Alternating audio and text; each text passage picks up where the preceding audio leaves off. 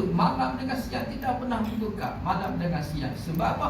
Semuanya berada dalam suasana tanzih.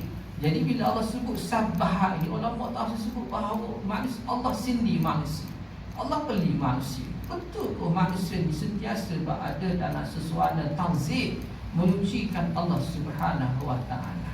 Walaupun kalimah tasbih itu pada lidah, tapi sebenarnya dia tidak berada dalam suasana kehidupan mentazihkan, menyucikan Allah Subhanahu wa taala. Patut kita bawa dalam sifat kehidupan kita muhasabah. Mana part kehidupan ini yang boleh mencacatkan amalan? Sebab apa? Bila kata kata tidak, jauh daripada itu masih bagaimana? Tidak ada nilai kalimah tasbih. Itu pemahaman tasbih. Contohlah. Baik, kita baca. Dan katanya wal iradah itu sifat wujudiyah yang berdiri ia itu makhluk ia itu kepada sifat al-iradah dengan zat Allah Ta'ala yang mentakhsiskan. Mentakhsiskan ini maksudnya menentukan. Pada sifat iradah ni ada satu istimewanya, itu mentakhsiskan, menentukan. Tentu bila menentukan mungkin dengan setengah barang yang harus atasnya mungkin. Contoh bagaimana barang yang harus kepada mungkin, contoh tinggi, rendah, contohlah bulat, bujur, putih, hitam, harus semua tu Allah Ta'ala faham ni. Yakni atas mungkin itu, maka katanya mentakhsiskan mungkin hingga akhirnya suatu dengan setengah barang yang qadim. Yang disebut bahawa mentakhsiskan al-iradah ini dalam bentuknya yang qadim. Qadim lama dah. Dan iaitu makna bagaimana? Dan iaitu mentakhsiskan suatu dengan setengah barang yang harus atasnya pada azali, atau dinamakan isyaratnya kepada ta'alluq tanjizi hadis. Yang pertama disebutnya ada tanjizi qadim yang pertama. Yang kedua disebutnya ta'alluq tanjizi hadis. Sebab apa disebut ta'alluq tanjizi hadis? Kerana dibinakan atas qaul yang berkata dengan dia, dan iaitu mentakhsiskan suatu dengan demikian itu pada ketika mengadakan dia ataupun mengadamkan dia, tiada isyarat kepada ta'alluqnya suluhi qadim. Kenapa disebut dalam ulama kalam ini tanjizi hadis? Sebab dibinanya qaul ini bahawa Allah menentukan sesuatu itu untuk mengadakan ataupun tidak, maka ia berada dalam skop pembahasannya kepada ta'alluq tanjizi hadis, maka tidak berada pada suluhi qadim. Nak adakan mungkin, nak mengadamkan mungkin ini berada pada ta'alluq tanjizi hadis. Ini satu pendapat.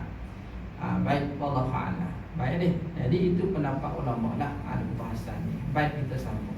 Dan iaitu patutnya pada azali, patut suluhi qadim, bagi mentakhsiskan mungkin dengan tiap-tiap suatu daripada barang yang harus atasnya, kerana bersegera faham daripada ta'bir dengan takhsis. Ya, kita cek takbir itu sesuai apa yang ada pada makna takhsis, menentukan itu bahawa murad takhsis itu, makna kepada takhsis itu adalah dengan fi'il, perbuatan. Maka dengan perbuatan Allah Ta'ala, itu perbuatan. Jangan lagi pula ta'bir. Sebab apa dengan perbuatan? Sebab yang menentu ni berkehendaknya Allah. Bila mana ada kita kata muwafaqah dengan berkuasanya Allah, iaitu sifat qudrah. Sifat qudrah itu dia muwafaqah dengan iradah. Duk sekali.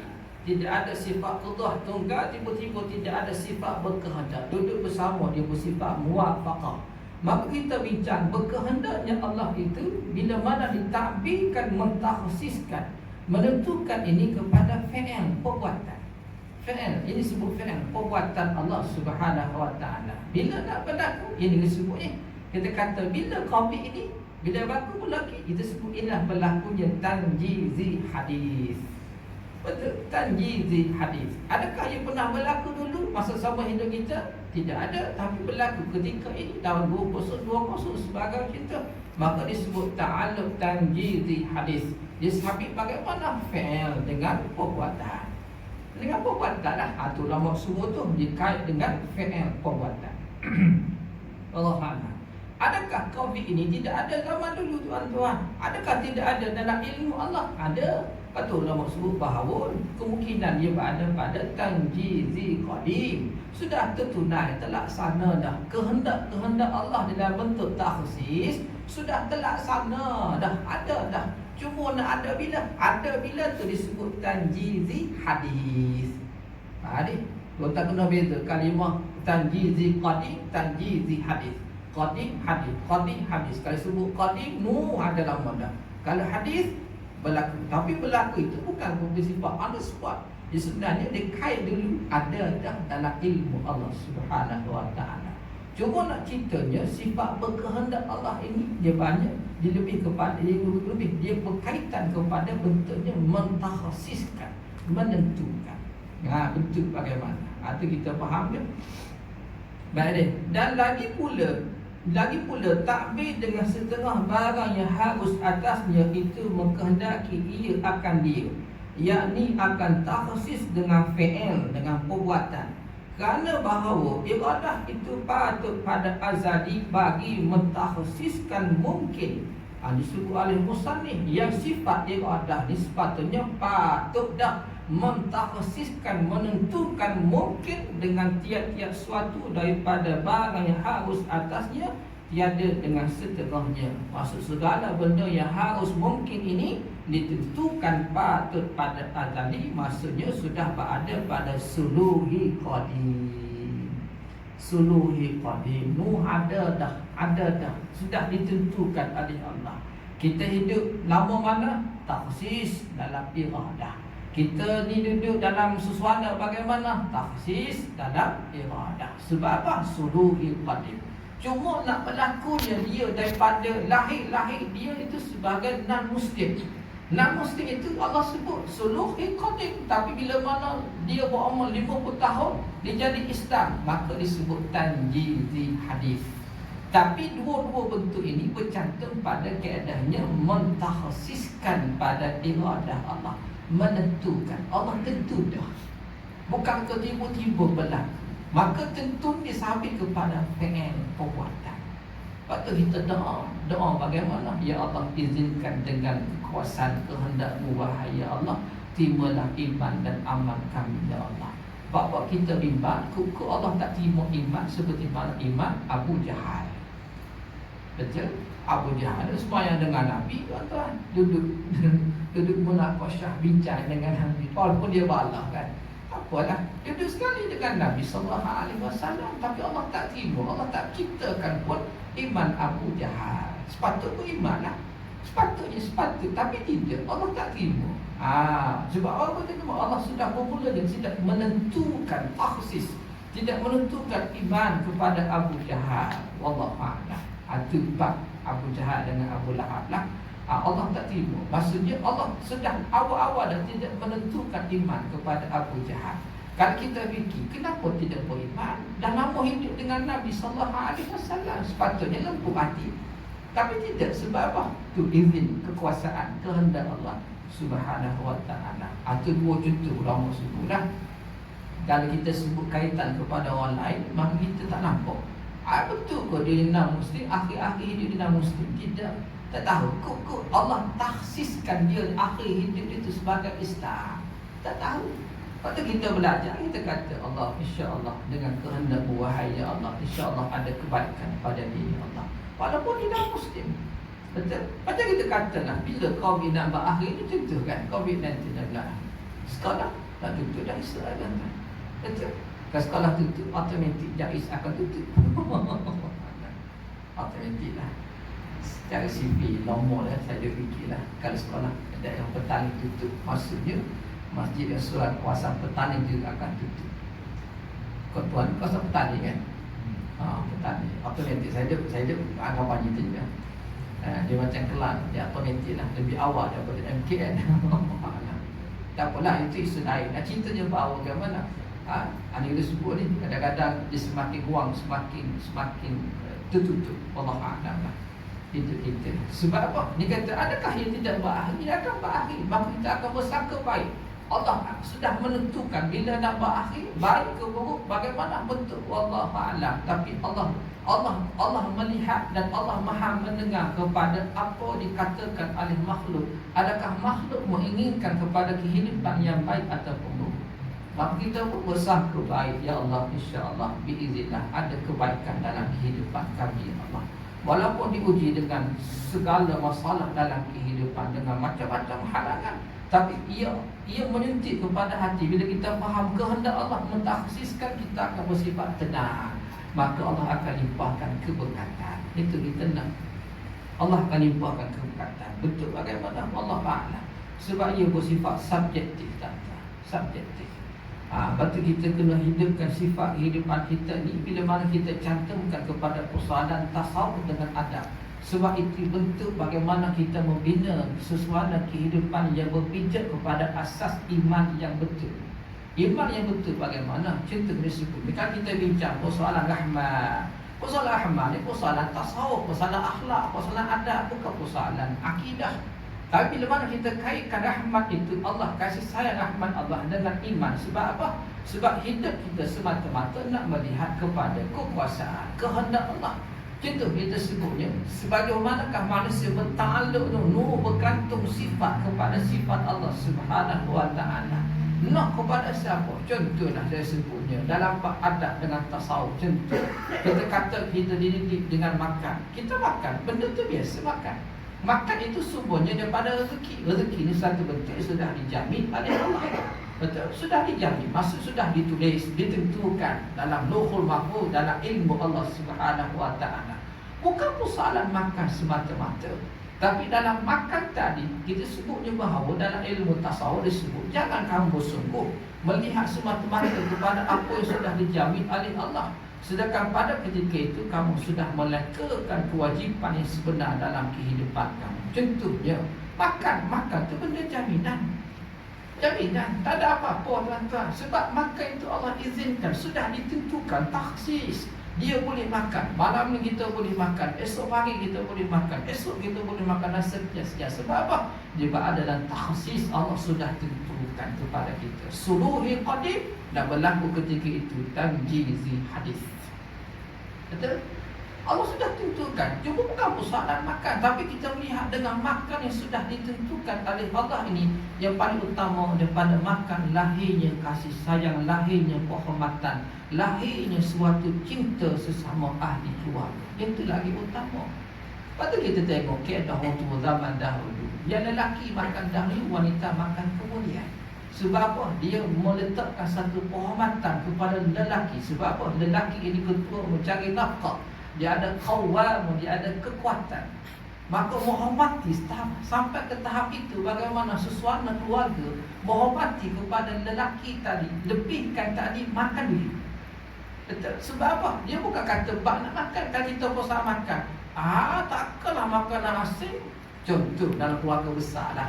Saya ingat saya zaman dulu, kalau buka dalam keluarga yang besar, buku saudara sebagai itu, lelaki pasti akan makan dahulu, wanita kemudian dengan anak-anak. Betul kan? Kau tak nipu? Kan? Istilah itu suasana.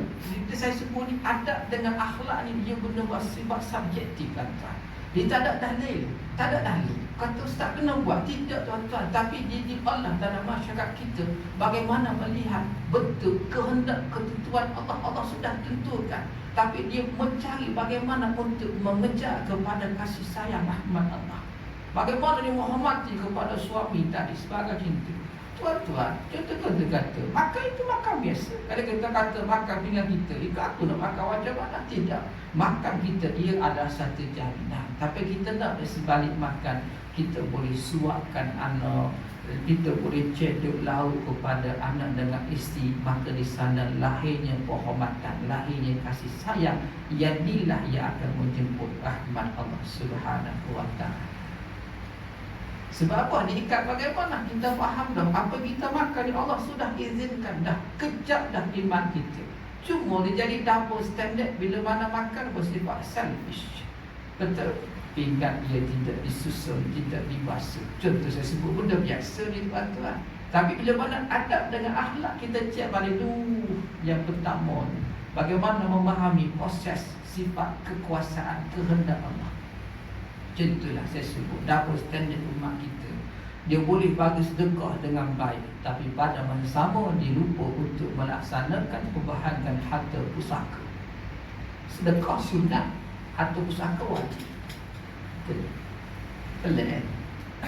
Dia sumber dua ni harta ni rezeki. Allah jamin dah. Tapi kenapa mudah bagi sedekah tapi payah nak bagi harta pusaka? Harta umat Islam berbilik-bilik. Tuan-tuan maklum. Kenapa? Sebab dendam, hasad, gaduh, balah, tak puas hati, tak tahu nak besar bagaimana, tak berjumpa dalam keluarga yang besar. Tak nampak nak pincang umat kita. Jadi bagaimana bentuk ini nak mendapat rahmat Allah Subhanahu Wa Taala? Sebab tu Allah campur bala kepada kita. Jadi Allah campur musibah bagi. Allah bagi timing kita tenang sikit tuan-tuan. Bagaimana bentuk diubah kehidupan ini? Kita tak tahu apa yang berada dalam ketentuan Allah, ketetapan Allah, kekuasaan Allah, kita tak tahu. Tapi kita meyakini bahawa sifat kehidupan kita sudah ditakhsiskan, ditentukan oleh Allah. Cuma kita nak berusaha. Betul, nak berusaha. Saya sebut contoh tu ya tuan-tuan.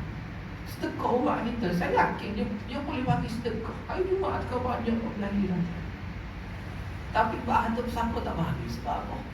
Pelik. Kan? Tak tahu kan? Saya ingat juga. Macam tu. Macam juga hubungan suami isteri tu ada. Suami isteri tu biasa satu jaminan. Sebab apa? Jodoh.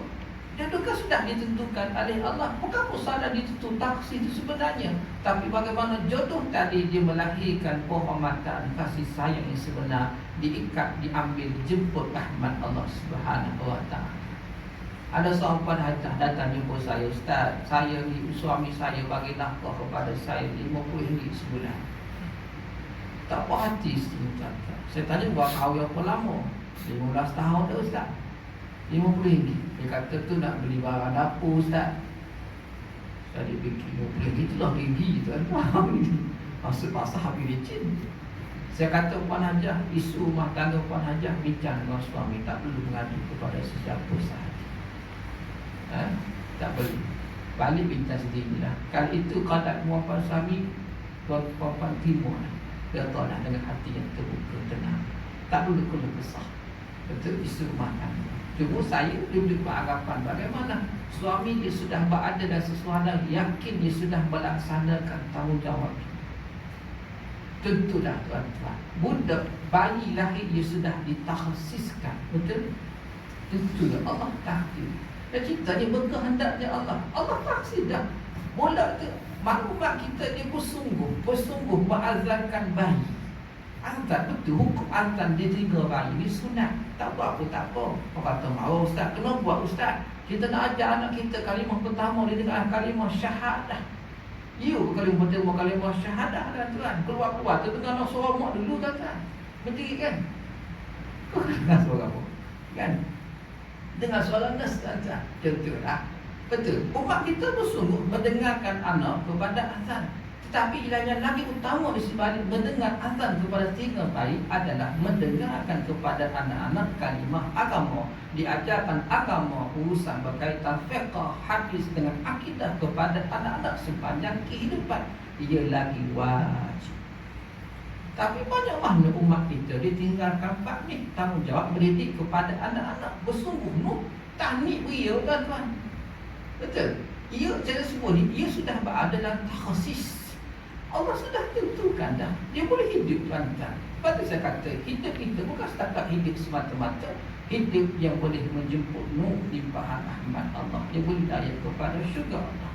Kalau kita bandingkan dua ni, azan telinga masa bayi, comel dah. Kenapa tak memahami yang wajib itu didik anak kepada anak-anak urusan agama sebagai contoh. Ia lagi wajib dalam kehidupan. Jadi pilih. Jadi kalau ini berlaku, kita tidak menjemput rahmat Allah, kita jemput musibah bala dalam kehidupan. Kalau saya sebut malam ini, bahas sedikit tuan-tuan. Sebab apa nak betulkan cara faham? Dia pilih. Sebab apa cara faham datang daripada mana? Sifat iman kita melihat kepada sifat ma'ani kita bincang. Berkehendaknya Allah Subhanahu Wa Taala. Allah bukan berkehendak kepada kita boleh suap makan anak. Sebab suap makan anak itu sudah dijamin oleh Allah. Allah sudah tentukan usuluhi qadim ataupun ta'alluq tanjizi hadis. Cuma di sebalik berkehendak tadi bagaimana manusia boleh menjadi hamba yang soleh. Cari rezeki itu satu bentuk jaminan ketentuan taksis. Tapi yang paling utama di sebalik cari rezeki adalah yang mencari yang halal. Itu lagi wajib. Betul? Beza tuan-tuan. Contoh dengar wali Allah tak bekerja tapi boleh makan. Boleh. Sebab tak apa Allah izin kepada dia tuan-tuan. Betul? Walaupun kita kata logik akal kita, mana mungkin dia ada amalan dia ada usaha dia tuan-tuan. Usaha dia buat sikit tapi dapat banyak, Allah izinkan, Allah mudahkan. Itu rezeki dia. Ada sebahagian manusia dia bekerja puluh 8 pagi sampai 10 malam boleh RM20. Betul. Orang lain kerja 3 minggu 3 jam boleh RM20,000 tuan-tuan. Betul. Berbeza tak sama tuan-tuan. Tidak. Tapi bukan persoalan rezeki sebenarnya. Persoalannya bagaimana bentuk rezeki tadi. Dia ada satu kelebihan di sana. Yang sifat kedua, menjemput limpahan rahmat Allah. Lepas tu saya bikin muhasabah. Betul manusia dikena kepada Allah. Lepas tu kita baca Allahu yastahzi'u bihim wa yamudduhum fi tughyanihim ya'mahun. Allahu yastahzi'u bihim. Allah mengolok-olokkan mereka Yahudi dalam 3 bentuk. Yamudduhum ni Allah biarkan. Ulama tafsir sebut dalam kitab Syekh Mutawalli Sya'wi dengan tafsir Nuh Isan tak jauh lama. Yamudduhum ni Allah panjangkan umur dia. Maksud bagaimana? Allah bagi dia senang, Allah bagi dia senang. Allah tambah nikmat, Allah tambah nikmat, tapi hakikat dia berada dalam sesuatu dan maksiat. Itu maksud yamudduh. Allah bagi dia senang, tapi Allah tambah nikmat, tapi dia berada dalam maksiat.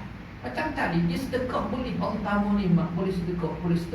Tapi dia sentiasa berada sesuatu dan maksiat. Sebab Allah tak bagi harta pusaka. Apa tuan-tuan? Lepas tu kita muhasabah. Umat kita boleh sedekah. Saya suka sentuh benda ni. Saya kata tuan-tuan boleh sedekah dengan baik, tapi kenapa harta pusaka tak wajib? Bukan kata kita buatlah tempat lain. Kembangkan idea ni biar dapat balance, seimbang. Sedekah buat sempurnakan amal itu. Yang wajib itu bahagi harta pusaka. Kenapa nak takut? Contohlah, apa tuan-tuan nak ceritanya, dia kembali kepada asalnya taksis. Taksis itulah dalam bab berkehendaknya Allah Subhanahu Wa Taala. Baik, maka hasil bagi iradah itu 3 ta'alluq kerana dibinakan atas qaul yang berkata dengan bahawa bagi iradah itu ta'alluq tanjizi hadis. Bermula qaul yang tahqiq bahawa yang diminkan itu yakni tanjizi hadis. Tiada ta'alluq yang mustaqil. Tiada ta'alluq yang mustaqil ni, tiada ta'alluq yang berasingan, yang bersedia, tetapi muzahirkan bagi ta'alluq tanjizi qadim. Dia bukan kata benda baru berlaku tanjizi hadis. Sebenarnya dia adalah muzahirkan ta'alluq tanjizi qadim. Sudah lama dah berlaku dah. Jua dan atas qaul ini maka adalah bagi iradah itu 2 ta'alluq sahaja.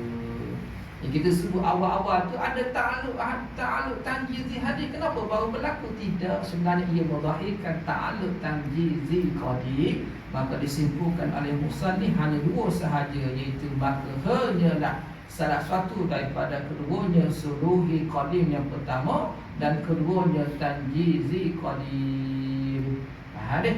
Itu ada maksud kita terima dalam berkehendak ni ada 2 bentuk sahaja, suluhi qadim dan tanjizi qadim. Maksud bagaimana? Apa yang sudah berlaku dalam hidupan kita dia sudah qadim, adalah mudah, bukan baru berlaku. Tidak. Ada kita faham. Tuan-tuan, apa saya kata bila kejap iman tadi dalam mengenal sifat Allah, jaminan Allah sudah takhsis tentukan tadi. Itu bukan persoalan yang sebenar.